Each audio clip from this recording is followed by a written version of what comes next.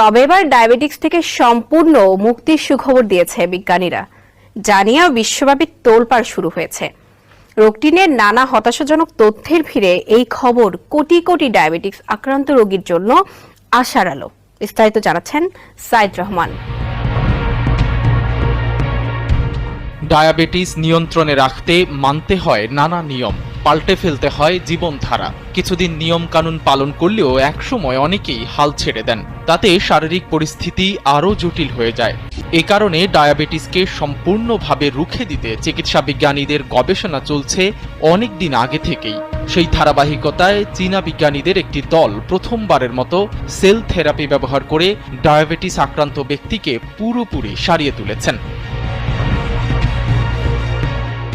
৫৯ বছর বয়সী এক ব্যক্তি ২৫ বছর ধরে টাইপ 2 ডায়াবেটিসে আক্রান্ত ছিলেন। তিনি তার বেশিরভাগ অগ্নাশয়ের আইটেলের কার্যক্ষমতা হারিয়ে ফেলেছিলেন, যা রক্তে গ্লুকোজের মাত্রা নিয়ন্ত্রণ করে।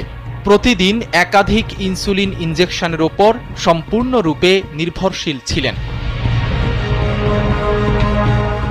সাংহাই সাংজেং হাসপাতালের একজন শীর্ষস্থানীয় গবেষক ইন হাও জানান, ওই রোগী ২০২১ সালের জুলাই মাসে উদ্বোধনী কোষ প্রতিস্থাপন সেবা পেয়েছিলেন। প্রতিস্থাপনের ১১ সপ্তাহ পর তিনি বাহ্যিকভাবে নেয়া ইনসুলিন ইনজেকশনের প্রয়োজন থেকে মুক্তি পান।